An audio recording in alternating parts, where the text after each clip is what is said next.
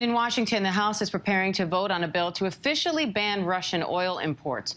President Biden calls the move a powerful blow to Vladimir Putin's war machine. But the ban is also expected to have a direct impact on the already skyrocketing gas prices here at home. Now, some Republican lawmakers are criticizing the Biden administration for not doing more to boost domestic oil production as the White House considers lifting oil sanctions on Venezuela to keep prices down. Meanwhile, some of the biggest and most iconic American companies are joining the growing list of businesses suspending operations in Russia. Let's bring in White House correspondent Mary Alice Parks and Yahoo Finance correspondent Alexis Christoforous for more on all of that. Mary Alice, I want to start with you because this Russian oil ban is expected to pass the House with broad bipartisan support. So what happens next?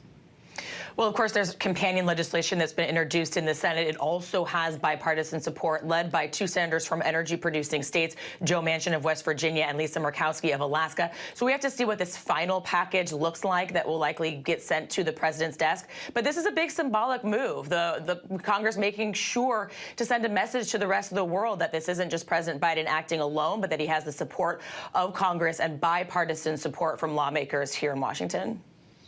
And Alexis, Russia is heavily dependent on energy exports. Now, the U.S. doesn't take in a huge amount of those, but it's also not alone in this move. The U.K. announced that it would phase out buying Russian oil by the end of the year. So how much of this is about the move by the U.S., and how much of this is about trying to set a precedent for other countries to do the same?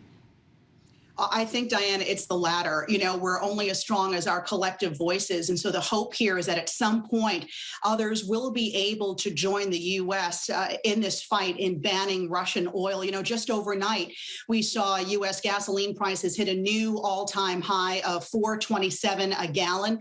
That already has a lot of consumers changing the way they're driving and spending their money. A lot of folks are saying they want to drive less, that they're thinking about discretionary spending, like taking trips. They may hold off on that next vacation. And even Uber drivers are saying they can no longer afford to work for Uber unless the company is going to start increasing amounts for passengers. And, you know, there is only so much, we keep talking about it, that President Biden can do here to help. And even yesterday, he admitted to reporters there's not much he can do. He had called the heads of Saudi Arabia and the UAE, two huge oil-producing countries. They refused to take his phone call. They did, however, take the phone call of President Putin. So we could be looking at a very fractured oil market here, Diane. And Mary Alice, some Republicans are criticizing the Biden administration now for turning to countries like Venezuela and Saudi Arabia for oil, saying that the U.S. should have invested more in American energy. How's the White House responding to that?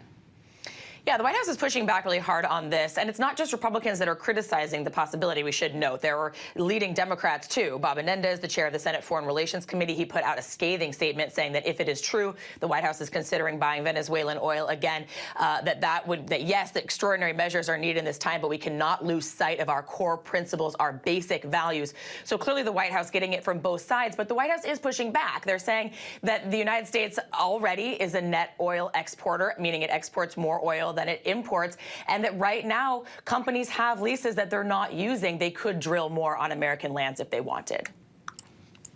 All right, Alexis Christoforous, Mary Alice Parks, we appreciate it. Thank you.